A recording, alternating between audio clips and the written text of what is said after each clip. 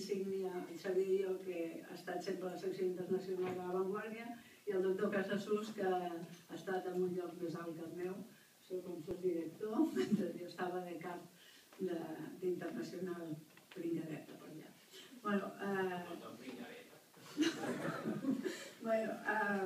Dir-vos que, bàsicament, que jo estic molt satisfeta que aquesta facultat, aquesta universitat, precisament, hagi acollit aquest fons de política internacional Carlos Nadal, que és en gran part, per entendre'ns, el llegat d'un gran periodista que va dedicar 50 anys al periodisme i 35 a fer anàlisis de política internacional amb uns articles que publicava els diumenges, Weekend Político Mundial, i que va practicar, tal com han apuntat aquí tant el doctor Casassús com Josep Maria, que també és molt bon amic meu, i ho era el Carles també, i el Xavier també, va practicar un periodisme d'excel·lència realment, i el més important, i també s'ha apuntat aquí, sense buscar mai cap mena de reconeixement a la seva vàlua. A veure, però jo sola, us he de dir que jo no hauria pogut tirar endavant tot això jo sola. Llavors, abans de passar a parlar-vos breument del llibre que sortirà per Sant Jordi, vull donar les gràcies al vicedegà Carles Cingla, que resulta que ell es recordava de mi, però jo no d'ell, i perquè sembla que també va passar per La Vanguardia. Sobretot gràcies per la bona disposició que ha tingut a acollir en aquest acte a la facultat i després a voler presidir la taula al costat nostre. Moltes gràcies, senyor Cingla, Carles. Després, el doctor Casassús. Què he de dir? El doctor Casassús era molt bon amic, com us he dit, del Carlos i meu, dels anys de professió i a La Vanguardia, i amb ell li dec el fet d'haver-me obert les portes d'aquesta universitat que jo no havia trepitjat mai, malgrat que tinc una neta que està estudiant i una altra que també. Però ell me va obrir les portes, però sobretot que va acollir amb molt d'entusiasme des del primer moment la meva proposta. Moltes gràcies, Maria. Si no, no estaríem ara aquí. I Xavier Mas de Xaxars jo no sabia ni com donar-li les gràcies, perquè cada vegada que hi ha un acte me l'emporto amb mi. Potser no, perquè ell ha compartit. Jo crec que no cal que us faci un retrat del Carlos, l'han fet tant ell com el Xavier perfectament. Ell era així, Carlos Nadal. I després també una mica de la professió periodística, de la que nosaltres vam tindre el privilegi de viure, que van ser una època molt concreta i comptada, i que això ja se n'anota en el risc, malauradament, però que sí que la vam compartir en aquella redacció del carrer Pelai, que allò eren temps. Acabeu més tard.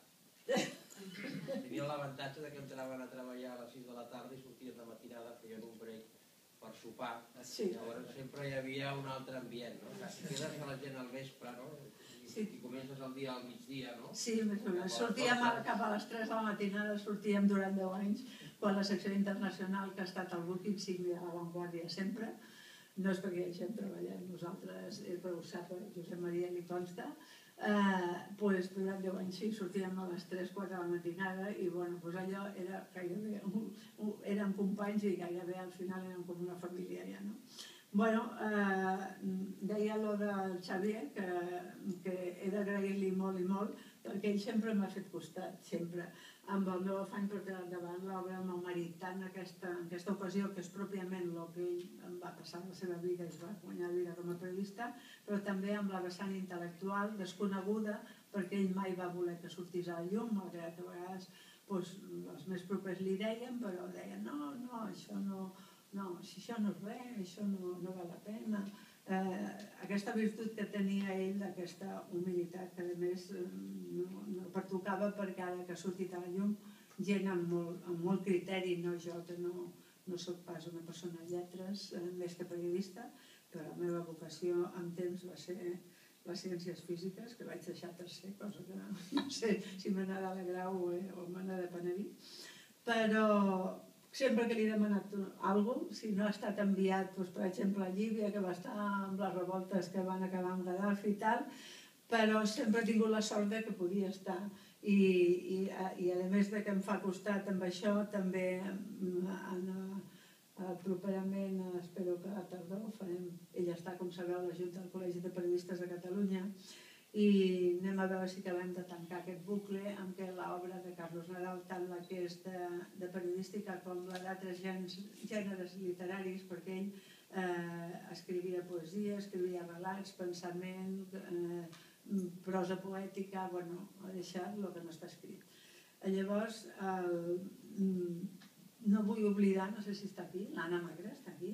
Sí, no vull oblidar que ha carregat ella i d'altra gent, la Montserrat, no, sí, bueno, tot el seu equip, ella és la cap de la biblioteca d'aquesta facultat, i que ha carregat amb la tasca de dur a terme un projecte que us he de dir jo que ha sigut molt i molt laboriós i que l'han portat a terme magníficament. Moltes gràcies, Anna. Bueno, tots els que esteu aquí també acompanyant-me, gràcies a tots. Però abans d'acomiadar aquest acte, jo el que volia, us vull donar el que es diu, que ja no sé si ho és gaire, un scoop, periodísticament parlant, que vol dir avançar una notícia que encara no és de coneixement públic. I el que no és de coneixement públic és que el dia 23, per Sant Jordi, surt un llibre de Carlos Nadal, el veieu aquí?